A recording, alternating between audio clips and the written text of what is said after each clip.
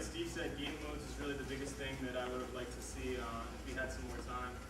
Specifically a mode that emphasized stealth, where instead of actually trying to pile up kills, you had a set number of lives and you were looking to stay alive rather than kill everybody. I think that could have drastically changed the way you played the game and really gave the player another option of how to play the game.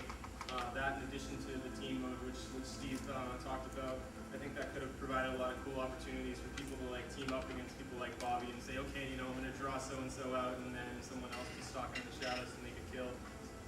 Other than that, you know, there were a few little polished things I would have liked to have seen get in there, and you know, the abilities we cut a while ago also have been cool, but you know, 6 months, I don't want to scope on it anymore. Yes. When you had playtesters come in, was there anything they did that surprised you? John, I know you were doing most of the playtesting here, coordinating that. I know you were observing a lot of them, right? Yeah. I guess one of the big things that surprised us was we loved the combat mechanic and we thought it had nice feedback. But once we got in the hands of somebody outside that weren't so attached to it, we found that when we videotaped it, we're watching their hands and they're just clicking away like crazy because it wasn't being responsive enough to them, and that was kind of a surprise thing. That actually caused a big iterative redesign on the attack mechanic. So that's where the highlight functionality grew out of too. Yeah. We were finding that people had no idea what range they had to be at in order for them to be in range to make a kill or to drift to another person. So we implemented that highlighting functionality, and we tested some more and found that that wasn't even clear enough, which is why you saw the really deep red highlight functionality on the kills. Just little things like that that when you're so tied down to a project, you don't really recognize right away. One thing I was super surprised about was how easily people picked up the game. I thought it would be a whole lot more complicated, and people really didn't have much trouble jumping in and just getting down and playing the game. Other questions or comments? I love the game. It's awesome. I know you do. Was there any thought of putting some sort of music bed into the game? I mean, it's a very sort of sinister sound now, and I was almost wondering as I'm moving around, I would almost like to hear something with rhythm underneath it. Anthony Alvarez, he's in here somewhere. He did all the gaming. Yep, there he is, way up there. What would you say to that, Anthony?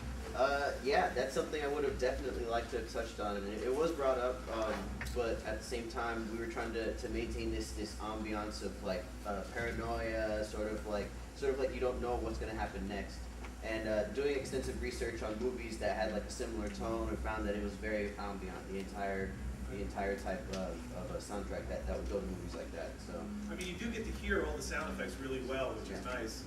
But I was kind of hoping almost like when there was a kill, there would be some sort of rhythmic thing that would try out. yeah, it was definitely on my radar. That's another point. That's your 6 months. Yeah, it was definitely, I mean, like over the course of 7 months, like everything was discussed, like that was brought up, and you bring up so many things, and something tends to fall by the wayside. Yes. No, the museum is our primary environment. We've discussed it. Our original idea was the subway, and then we got more people in our team. We're like, oh, let's do a secondary environment that's an airport. But it would be cool, it would be awesome, but we just wanted to pour all our efforts into one environment, make it look really cool, make it tie into all the Drifters' history. So it'd be cool if we had more time. That would definitely be top on my list. But yeah. At what point into the development of certain features like artifacts did you realize that it wasn't feasible?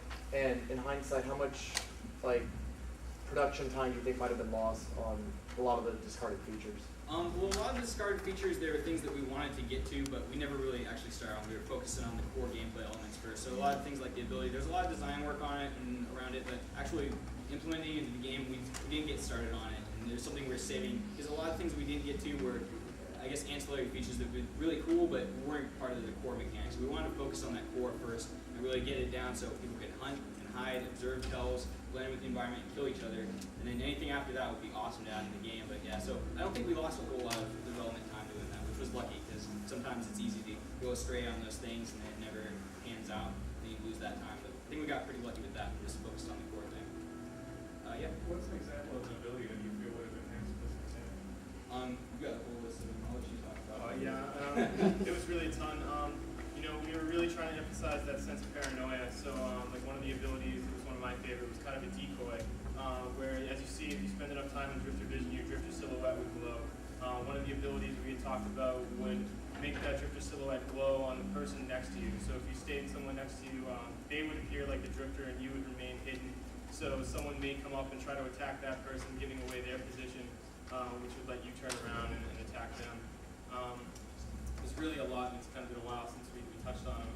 Some other cool ones were like, you lay a trap, and anybody who walked over that specific trap with their drifter silhouette would immediately appear. Lots of little cool things like that, but yeah. Yeah.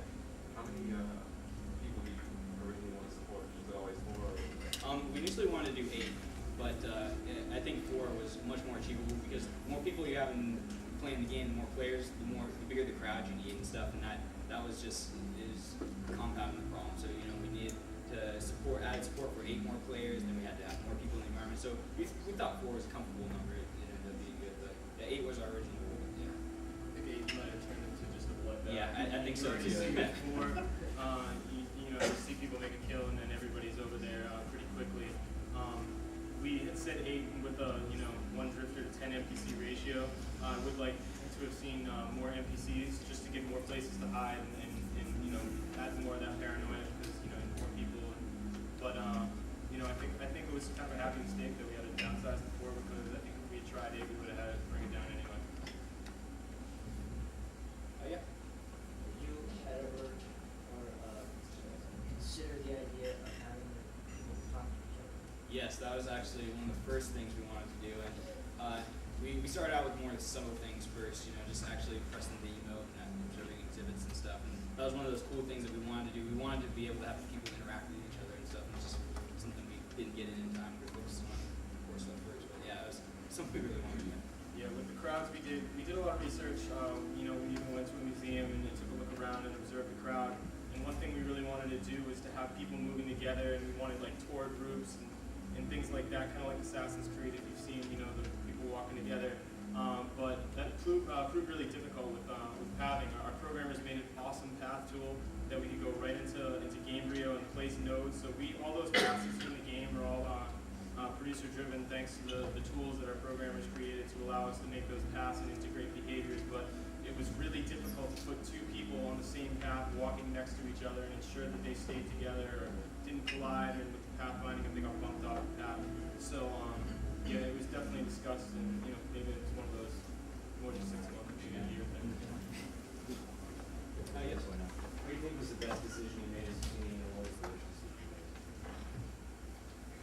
I think the best decision that we made as a team on the game itself was to break off into these feature-driven strike teams, and I think that really helped us work together more. And at first we were sort of, compartmentalized at first, and that helped a lot to allow us to focus on just what we had to do, whether it was just cranking out code or cranking out art assets. But I think it was really important that we integrated the team with one another and got them working as little small groups.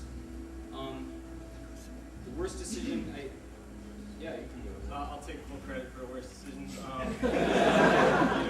We were waiting for networking for some time, so with design, we kind of had a framework there, and then we got in a trap of really overthinking things and really over-designing stuff and made some really, really bad decisions that we ended up having to go back and change it back to making it simple. I'd say the worst one was we had changed the game mode to where you make a kill and have to take it all the way to the throne. It was horrible. It was just horrible. And you're looking at this thing for weeks on end, and then we convinced ourselves it was a good idea, and then we got 15 people overnight, and all 15 of them like, you're retarded, that's horrible. So it was nice that we got the teammates who, were cool enough to voice up and tell us, and I think we fixed it, so cool. Other questions? Alright, well, this game will be available, I think right now it's available on the Drifters, www.driftersgame.com. You can download the game, and soon will be available on my website. So if you have a pretty good computer and you got 3 other friends that want to download it and play with you, you're good to go. So my name's Steve, as I said. If you have any more questions, you want to download the game, we're here and available. Me and a lot of the other people on our team are going to SIGGRAPH on Saturday. But if you want to catch me before then, we'll be more than glad to show you more about the game, talk more about it, maybe give you a copy if you're interested. So yeah, if you have any questions, just let one of us know. Thank you very much.